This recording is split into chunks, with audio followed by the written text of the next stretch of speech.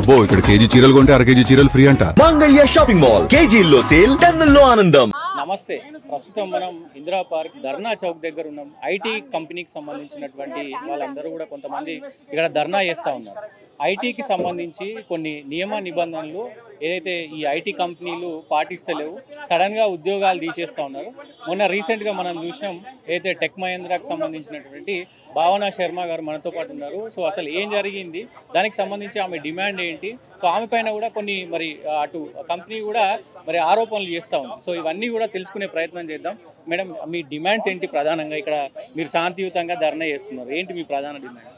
ప్రధాన డిమాండ్స్ ఏముంటుంది sir, ఆఫుల్గా terminate చేయొద్దు, ఎందుకంటే మాకు కూడా ఫ్యామిలీస్ ఉంటాయి. సెక్యూర్ జాబ్స్ కాదని తెలుసు సార్, కానీ నోటీస్ పీరియడ్ అయినా ఇవ్వాలి కదా. మా ప్రాబ్లం వల్ల వాళ్ళు బేసిక్ నోటీస్ పీరియడ్ కూడా ఇవ్వట్లేదు కాబట్టే ప్రాబ్లం వస్తుంది. సో ఫస్ట్ డిమాండ్ వచ్చేసి లాస్ట్ 1 yearగా జరిగిన ఆఫుల్ టర్మినేషన్స్, అంటే అన్ని టర్మినేషన్స్ ఇన్స్టెంట్ టర్మినేషన్స్ ఉంటాయి కదా, నోటీస్ పీరియడ్ సర్వ్ చేయకుండా అప్పటికప్పుడు తీసేసింది. అవన్నీ ఒక్కసారి రివ్యూ చేసి వాళ్ళ సైడ్ ఆఫ్ ది స్టోరీ వింటే మీరు ఏం తప్పులు చేస్తున్నారో మీకు అర్థమవుతుంది. That has to be done అండి. సెకండ్ డిమాండ్ వచ్చేసి ఏ ముగ్గురు వల్ల అయితే ఆ ప్రాసెస్లో ఆడవాళ్ళు అంత ఇబ్బంది పడుతున్నారో, వాష్రూమ్స్కి వెళ్ళలేకపోతాం, లంచ్ బ్రేక్స్ తీసుకోలేకపోతాం, లేచి గట్టిగా మాట్లాడలేకపోతాం, మమ్మల్ని ఫ్లోర్ మీద నించోబెట్టి అరుస్తుంటారు, క్వశ్చన్ చేస్తుంటారు. So there should be a law or a policy which should strictly say that ఆడపిల్లలతో మనం ఇలా బిహేవ్ చేయకూడదు. I have right to pee అండి, వాళ్ళకి నేను ఆన్సర్ చేసి వాష్రూమ్కి వెళ్ళాల్సిన రైట్ నాకు లేదు, రైట్? సో అలా that is my third demand. నాకు అనిపించాలి that women are really safe in that environment అని. అండ్ ఫోర్త్ డిమాండ్ వచ్చి నాకు ప్రాపర్ రిలీవింగ్ కావాలి from that company. Okay. And fifth demand వచ్చి, సార్ మీరు చూస్తున్నారు 4.5 నెలలుగా ఒక ట్రామాలో ఉన్నాను సార్. నేను చాలా డిప్రెషన్లోకి వెళ్ళిపోయాను, రైట్? ఇప్పుడు I'm coming slowly out of it with the help of spirituality. So I believe tech Mahindra is responsible for me now, right? ఇంత గ్రీవియన్స్ క్రియేట్ అయింది కాబట్టి tech Mahindra have to take care of me right now. I have my bills to pay, I have my loans to pay. మీరు చేసిన humiliation వల్ల, అంటే మీరు మనిషి చనిపోతే తప్ప న్యాయం చేయరా సార్?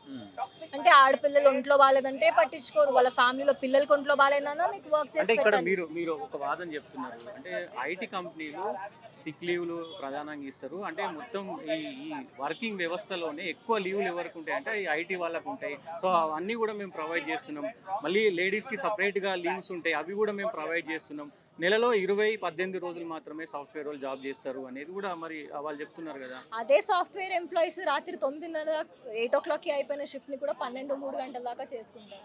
అందరూ అంటారు కదా, మోస్ట్లీ చాలా ఎక్కువ లీవ్స్ మాకు ఇచ్చేస్తున్నాం అని బిలీవ్ చేస్తారు. మా లీవ్స్ నేను తీసుకోవడానికి కూడా భయపడుతూ తీసుకునే రోజులు సార్ మావి. మాకు లీవ్స్ ఉంటాయి, వాళ్ళు అప్రూవ్ చేయాలి కదా సార్. సిక్ లీవ్కి రెస్పెక్ట్ ఉండదు, విమెన్కి స్పెషల్గా లీవ్సా సార్? నాకు తెలిసి నేను ఎప్పుడు తీసుకోలేదు, నాకు తెలిసిన ప్రాసెస్లో విమెన్ స్పెషల్ లీవ్స్ అనేది ఎవరు ఇవ్వలేదు. ఇది చాలా తప్పు అండి, చాలా అన్యాయం. ఇలా మాట్లాడడం అనేది చాలా చాలా తప్పు. అన్ని లీవ్స్ మాకేం ఉండవు. ఎస్, సాటర్డే సండే యూజువల్గా వీక్ ఆఫ్స్ ఏవైతే 2 days ఉంటాయి అవే. మీరు చూస్తే టెక్ మహేంద్రలో సిక్ లీవ్, క్యాషువల్ లీవ్ పాలసీయే లేదండి. మీరు ఏది తీసుకున్నా అన్ప్లాన్డ్ లీవే. తర్వాత మీ మేనేజర్ దయతలిస్తే మీకు అవి అప్రూవ్ అవుతాయి. ఇప్పటి వరకు నేను తీసుకున్న మెడికల్ లీవ్స్ కానీ, మా పాప కోసం తీసుకున్న ఎమర్జెన్సీ లీవ్స్ కానీ, ఒక్క లీవ్ కూడా శాలరీ కట్టించి నాకు ఇవ్వలేదు సార్. మరి మీరు ఏ లీవ్స్ గురించి మాట్లాడుతున్నారు? టెక్ మహేంద్రలో సో నాకు ఇట్లాంటి సిచ్యువేషన్ జరిగిందని మీరు అంటున్నారు, కానీ మీరు ఒక్కరికే ఎందుకు జరిగింది? మరి మిగతా వాళ్ళు చాలా మంది టెక్ మహేంద్రలో ఉన్నారు, ఎందుకు బయటికి రావట్లేదు? కెవిన్ వచ్చారు. సో ఇప్పుడు మొన్న కాక్రోచ్ జనతా పార్టీకి సంబంధించి ఒక ధర్నా జరిగింది, ఇక్కడే జరిగింది. అది కూడా చాలా మంది, అంటే వాళ్ళు ఒక 1000 మంది వస్తాను, కానీ 3-4 వేల మంది వచ్చారు. సో అట్లా ప్రాబ్లమ్స్ నిజంగానే ఉంటాయి. లక్షలాది మంది ఐటీ కంపెనీ వాళ్ళు ఉన్నారు కదా, మరి వాళ్ళందరూ ఇక్కడ రావాలి కదా, ఎందుకు రాలేదు? కొంతమంది వచ్చినారు, రాలేదు అనట్లేదు, వచ్చినారు కొంతమంది. సో ఎక్కువ మంది రావాలి కదా, మీ కంపెనీ వాళ్ళు కూడా చాలా మంది రావాలి కదా, ప్రాబ్లం ఉంటే. సార్ మా కంపెనీలో ఇప్పుడు నాతో మాట్లాడిన వాళ్ళందరినీ టర్మినేట్ చేస్తున్నారు, వార్నింగ్ లెటర్స్ ఇస్తున్నారు. ఎలా బయటకు వస్తారు? ఇప్పుడు నాకు ఉద్యోగం లేదు, నేను రోడ్ మీద ఉన్నాను, కొద్ది గొప్ప మా ఆయన చూసుకుంటాడు. వాళ్ళు రోడ్ల మీదకి వస్తే వాళ్ళని ఎవరు చూస్తారు సార్? సార్. మీరు హ్యూమన్ ట్రాఫికింగ్ చేసి మనుషుల్ని బంధించి జాబులు చేయించుకుంటున్నారు.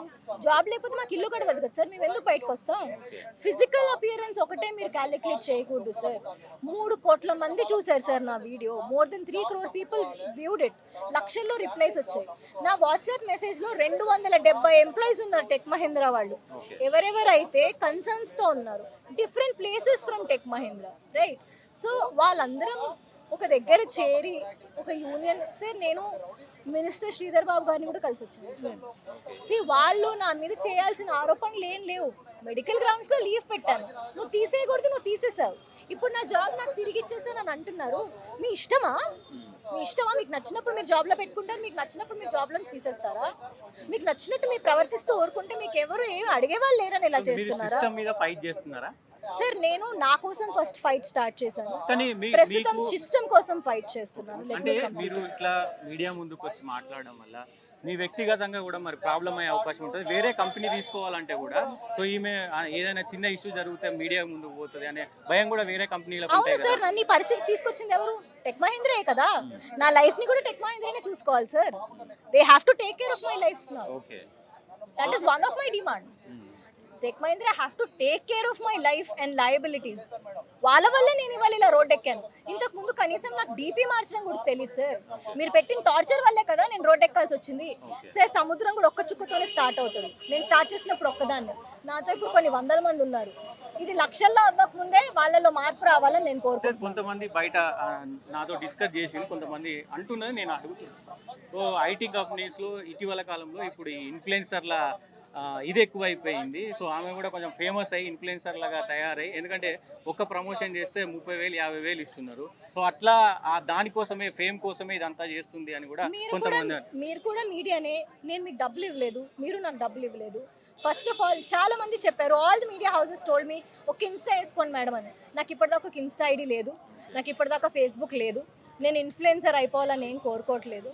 ఇన్ఫ్లుయెన్సర్ అవ్వాలని ఇంట్రెస్ట్ నాకేం లేదు సార్. ఇంటికి వెళ్ళి కూర వండుకొని, అన్నం వండుకొని, మా పిల్లలకి అన్నం పెట్టుకొని, మా హస్బెండ్ షర్ట్ ఐరన్ చేసుకుని, నెక్స్ట్ డే మార్నింగ్కి నేను ఆఫీస్కి రెడీ వెళ్ళిపోయే మనిషిని. మీరు ఇంతకుముందు నేను ఏనాడు సోషల్ మీడియాలో కొన్ని వీడియోస్ పెట్టలేదు, ఇక మీదట పెట్టబోయేది లేదు. ప్రొటెస్ట్ల గురించి అంటారా? ఇది మాత్రం తీవ్ర స్థాయిలో ముందుకు తీసుకెళ్లాలని అనుకుంటున్నాను. దయచేసి ఇలా అనకండి. నాకు ఎలాంటి ఇన్ఫ్లుయెన్సర్ అయిపోవాలనే కోరిక లేదు, అలా అవ్వాలని కూడా నేను అనుకోవట్లేదు. సో ఏంటి ప్రధానంగా మీ డిమాండ్ ఏంటి? అసలు మీరు టెక్ మహీంద్రాని ఏం డిమాండ్ చేస్తారు? సో మీ ప్రధాన డిమాండ్ ఏంటి అసలు? అవన్నీ ఇప్పుడే ఆల్రెడీ మీకు సో అంటే చెప్పాను. మీ జాబ్ వాళ్ళు ఇస్తామంటారు ఆల్రెడీ, మీరేమో వెళ్ళమంటారు. అసలు ఏంటి ఎండింగ్ ఎట్లా ఉండబోతుంది?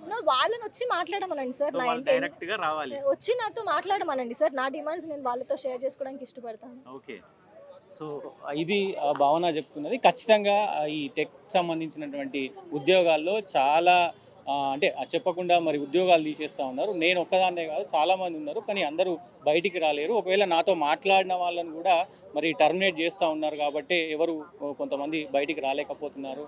సో అని భావన శర్మ చెప్తా ఉన్నారు. చూద్దాం ఏం జరగబోతుంది. నిజంగా ఈ ఉద్యమం అంటే జెన్జీ ఉద్యమం జరిగింది కాక్రోచ్ పార్టీతో. ఇక్కడ కూడా టెక్ మహీంద్రాకు సంబంధించి, అలాగే ఈ టెక్ దిగ్గజాలకు సాఫ్ట్వేర్ కంపెనీలకు సంబంధించి కూడా ఏమైనా ఉద్యమం జరగబోతుందా, మరి ఏం జరగబోతుంది అనేది చూడాల్సిన అవసరం అయితే ఉంది.